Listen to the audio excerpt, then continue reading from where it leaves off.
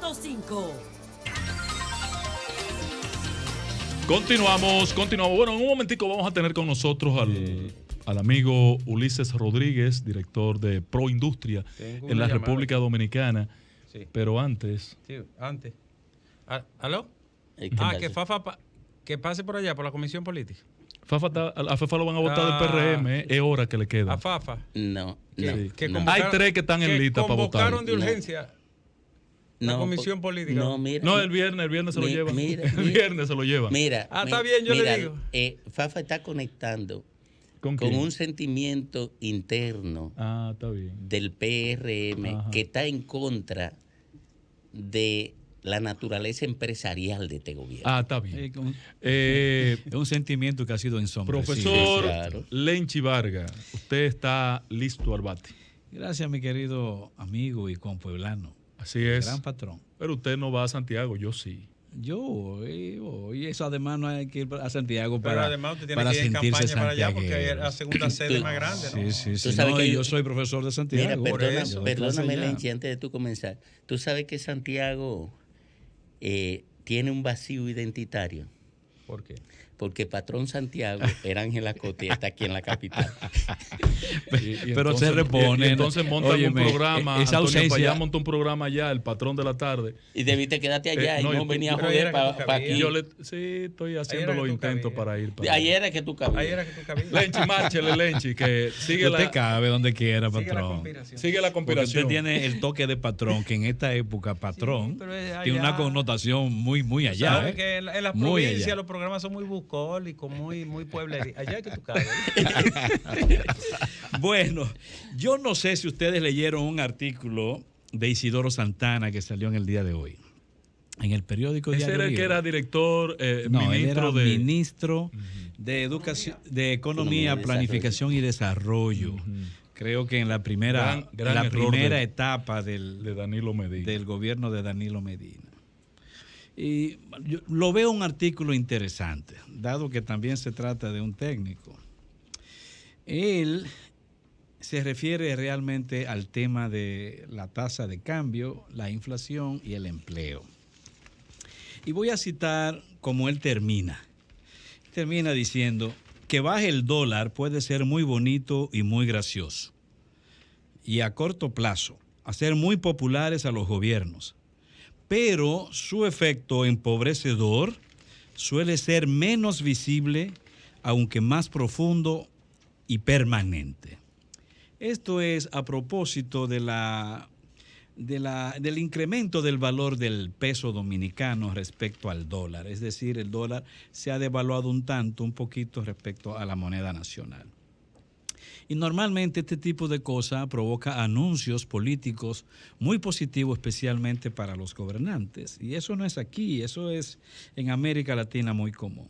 Sin embargo, es interesante la orientación que Isidoro da a su artículo, porque lo que pretende, según lo que percibo, es despertar preocupación, despertar interés o atención sobre el tema de la devaluación del dólar respecto al peso dominicano. Y de las cosas que él habla es que, si bien parece simpático, este incremento del valor del peso puede provocar que los bienes producidos en República Dominicana se encarezcan. Es decir, los productos terminados de la industria nacional pueden terminar siendo más caros que aquellos productos que son competencia de esos mismos procedentes del exterior, de aquellos productos que se importan. Y eso no deja de ser una gran verdad. En momentos como estos de crisis, en donde además el gobierno de República Dominicana recientemente llevó a tasa cero a más de 60 productos, principalmente de la canasta familiar, muchos de ellos de procedencia también o con una alta producción en República Dominicana, pues debe de provocar alguna preocupación en ciertos sectores. Es decir, ¿hasta qué grado este incremento del valor del peso puede afectar a los productores nacionales? ¿Puede afectar a las industrias? ¿Cómo podría esto afectar los empleos? Y al mismo tiempo, si afecta a los empleos, ¿cómo también puede enrarecer el valor de los salarios?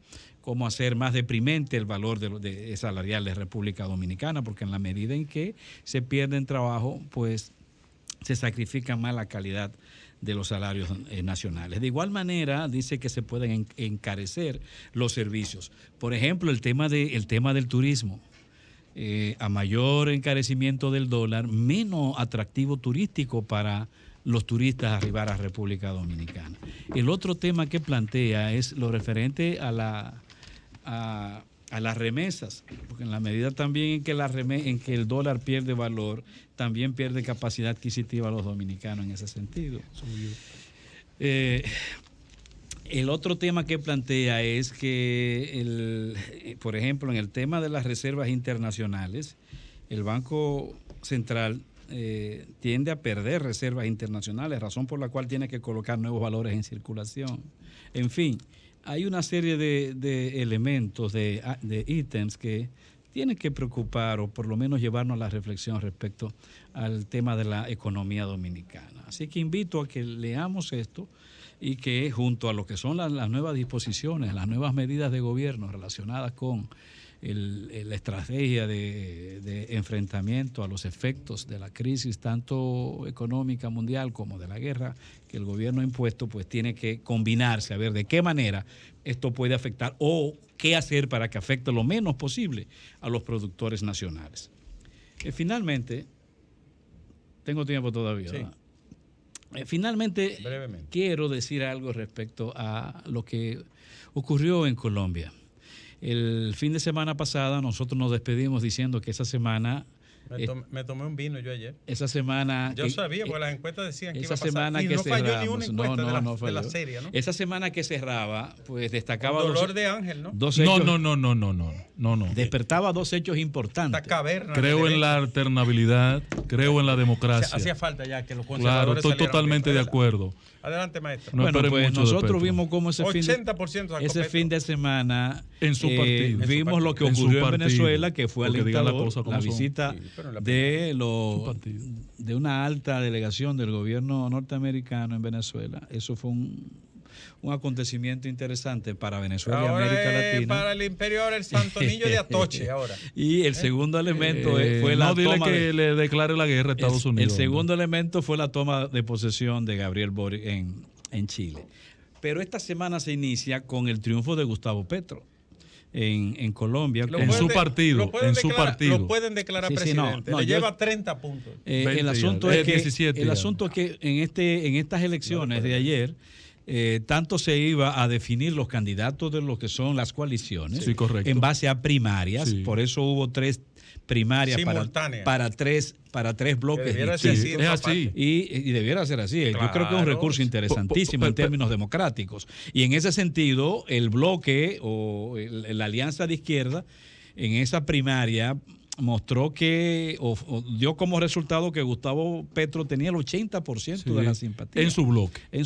Por supuesto, seguido de una candidata de origen negro, también colombiana, que sacó un 15%. Permíteme en ese punto, por favor, Lenchi.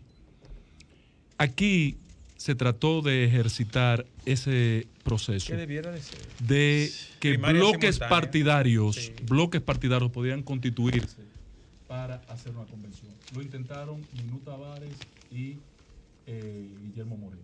La Junta se lo negó. Yo leo la ley y creo que es posible en función del marco que tenemos. Además funciona. La ley, en Uruguay la funciona. Nos juntamos tú y yo para que la ley habla la posibilidad de iniciativa con tu militancia propia. y la mía. En Colombia funciona bien. Y en Argentina. Y en Argentina y se está analizando porque parece que hay un bloque en proceso de conformación que está procurando que eso se le aplique. Bueno, eran 95 candidatos en Colombia. Sí, porque ya hay una y terminaron con este asunto. Más de 30 millones de votantes. De estas primarias, terminaron apenas 8, de hecho. Apenas 8. Pero déjame terminar. Finalmente, finalmente. Compañero, que usted tiene mala fe. Finalmente, por supuesto, no eran las elecciones para decidir. Claro, pero vamos a decirle a la gente eso está claro. que eso fue una votación interna. Sin embargo, tú te pones a ver la prensa colombiana y habla cual si la situación de Petro fuera difícil. Lo que pasa es que Duque tiene un 20% y el partido que lo apoya. Sí, pero que la prensa habla cual si la situación de él para para la primera vuelta fuera tan difícil cuando no lo es. Él la gana. No lo es, porque este Gana en señor primera sacó, el bloque de ellos sacó el 5%, perdón, el 5 millones, casi 6 millones de votantes. Casi 6 millones de votantes. En las elecciones de Chile, en la primera vuelta en Chile, que no hubo salida, por ejemplo, el candidato que perdió en la segunda vuelta quedó en primer lugar. ¿Cuántos votan en las elecciones? Que era de derecha. Sí, pero la referencia tiene que ser a los votantes en las elecciones. 30 millones ahí. Una pregunta antes de irnos, maestro. Si hay primarias Vladimir, simultáneas, atiende lo tuyo. Participamos con el PRD y Miguel. Claro, tú y yo a la cabeza. No, patrón, me acuerdo que está hecho.